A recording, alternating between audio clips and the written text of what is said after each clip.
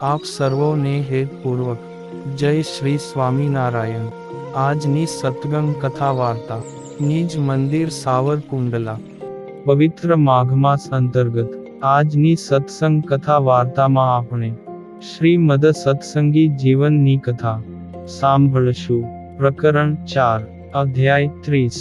સુવ્રત મુનિ કહે છે કે, હે રાજન, સચ્ચિદાનંદ સ્વામી જ્યારે દ્વારિકાધીશના મંદિરમાં આવ્યા ત્યારે કૌશલ દેશવાસી નંદરામાદિક ત્યાંથી નીકળીને ગોમતી તીરે આવ્યા। શ્રી કૃષ્ણ ભગવાનના દર્શનની અત્યંત ઉત્કંઠા ધરાવતા સચ્ચિદાનંદ સ્વામી મંદિરના દરવાજા પાસે આવીને જ્યાં અંદર પ્રવેશ કરવા જાય ત્યાં તો દ્વારપાળોએ તેમને બહાર કાઢ્યા ને પૂછવા લાગ્યા કે, તું કોણ છો? ક્યાંથી આવ્યો છો?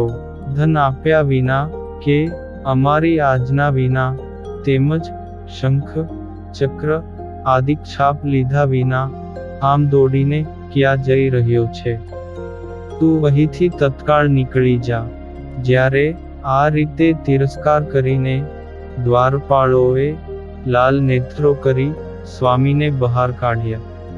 તે સમયે સ્વામી મંદિરના દ્વારની સમીપે જ એક દુકાનની વેદિકા ઉપર એકલા બેઠા। હે રાજન, એ સમયે મંદિરના દરવાજામાંથી બહાર આવી રહેલા ગોગળી વિપ્રોને સ્વામીએ કહ્યું કે, હે વિપ્રો, આજ મને દ્વારિકાધીશના દર્શન કરાવો। હે શ્રેષ્ઠ વિપ્રો, શાસ્ત્રોમાં બ્રાહ્મણોના હૃદયને અતિશય કોમળ કહ્યું છે, તેથી તમે મારા ઉપર કૃપા કરો। ત્યારે તે બ્રાહ્મણો કહેવા લાગ્યા કે, તારી પાસે કંથા ને કૌપિનમાં સંઘરેલું સુવર્ણ ધન કે રૂપું કેટલું છે? ત્યારે સ્વામી તેને કહેવા લાગ્યા કે, હે ભૂદેવો, મારી પાસે કાંઈ પણ ધન કે સોનું રૂપું નથી, કારણ કે હું ત્યાગી સાધુ છું। તેથી સ્ત્રી અને ધનનો દૂરથી જ ત્યાગ કરનારા મારી પાસે દ્રવ્ય ક્યાંથી હોય? ત્યારે તે વિપ્રો કહેવા લાગ્યા કે, દ્રવ્યના અભાવે તું અહીં મરી જઈશ, છતાં પણ તને દ્વારિકાધીશના દર્શન નહીં થાય। અને અમે તો સહજાનંદ સ્વામીના શિષ્યોના શત્રુઓ છીએ, તેને દેખીએ અને મારીએ એવા છીએ। તેઓને નગરમાં પ્રવેશ પણ કરવા દેતા નથી। તો પછી દર્શનની તો વાત જ ક્યાં રહી? તારા ગુરુ સહજાનંદ સ્વામી જ સ્વયં શ્રી કૃષ્ણ છે, તો પછી આ પૃથ્વી ઉપર બીજે શા માટે ભમે છે? જ્યાં સુધી તમારા ગુરુને અમારો ભેટો થયો નથી ત્યાં સુધી તેઓ હું કૃષ્ણ છું એવી ગર્જના ભલે ને કર્યા કરે। હે રાજન, આ પ્રમાણે કહીને તે ગોગળી બ્રાહ્મણો ગયા। પછી અન્ય જનો સચ્ચિદાનંદ સ્વામીને કહેવા લાગ્યા કે, દ્રવ્ય આપીને દ્વારિકાધીશના દર્શન કરી લ્યો। આમ ખોટી લાંઘણ શા માટે કરો છો? આ પ્રમાણે કોઈ મનુષ્યો સ્વામીને તીખા વચનો બોલીને તિરસ્કાર કરવા લાગ્યા। તો કોઈ આ મૂર્ખ છે તેમ કહેવા લાગ્યા, ને વળી કોઈક આ ધૂર્ત છે તેમ કહેવા લાગ્યા। અરે રે, સ્વામીનો આતિથ્ય સત્કાર તો દૂર રહ્યો, પરંતુ ઈર્ષાના કારણે કોઈ પણ પુરુષે સારી વાણીથી સ્વામીનો સત્કાર પણ કર્યો નહીં। આમ નિરાહારી સ્વામી દ્વારિકાધીશના દરવાજાને જોતા જોતા સ્થિર આસને ત્યાં જ બેસી રહ્યા। તેમજ દ્રવ્ય આપીને મંદિરમાં પ્રવેશ કરતા નર નારીઓની ભીડમાં અધર્મ જોઈને ખૂબ જ ત્રાસ પામ્યા। હે રાજન, સચ્ચિદાનંદ સ્વામીએ આરંભડા ગામ કરતા ને બેટ દ્વારિકા વાળા કરતાન્ય અહીં વધુ નિર્દયપણું જોઈ તેઓને અધિક સંપત્તિના મદવાળા જાણ્યા। આ પ્રમાણે સ્વામી વિચારી રહ્યા હતા। તેવામાં સૂર્યાસ્ત થયો ને રાત્રિ થતા સ્વામી પોતાના અંતરમાં વિચાર કરવા લાગ્યા કે, અરે રે, આશ્ચર્યની વાત છે ને, કે હું આવા અતિશય નિર્દય સ્થાનમાં ઈશ્વરીય ઈચ્છાથી કેવી રીતે આવ્યો?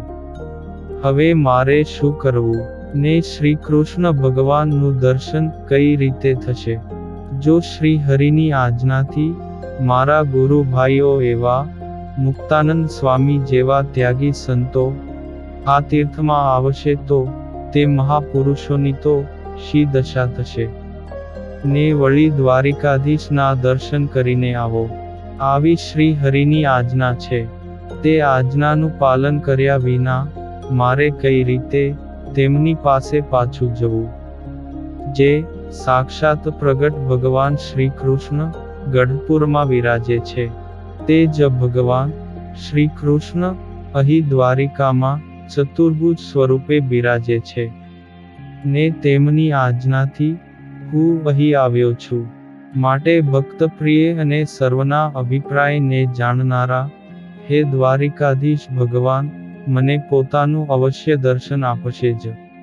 હે રાજન, આ પ્રમાણે વિચારીને મનમાં નિશ્ચય કરી યોગી વર્ય સચ્ચિદાનંદ સ્વામી પોતાના ગુરુ એવા સાક્ષાત શ્રી કૃષ્ણ ભગવાનનું ધ્યાન કરીને તેમને નમસ્કાર કરી અનશન વ્રત લઈ જળનો પણ ત્યાગ કરીને ત્યાં જ બેસી ગયા. અને ત્યાં ને ત્યાં જ બીજા 4 દિવસ પસાર થઈ ગયા.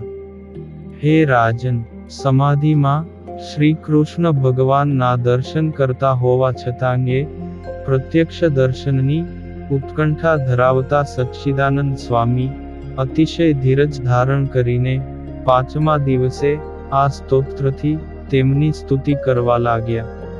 ઇતિ શ્રીમદ સત્સંગી જીવને નારાયણ ચરિત્રે ધર્મશાસ્ત્રે ચતુર્થ પ્રકરણે સચ્ચિદાનંદ સ્વામીને દ્વારિકાનાથના દર્શનનો ગુગળીઓએ પ્રતિબંધ કર્યાના નિરૂપણ નામે 30મો અધ્યાય સંપૂર્ણ. અને હવે પછીની કથા વાર્તા આપણે આગળના ભાગમાં સાંભળશું. અત્યારે આપ સર્વોને ભાવથી જય શ્રી સ્વામિનારાયણ.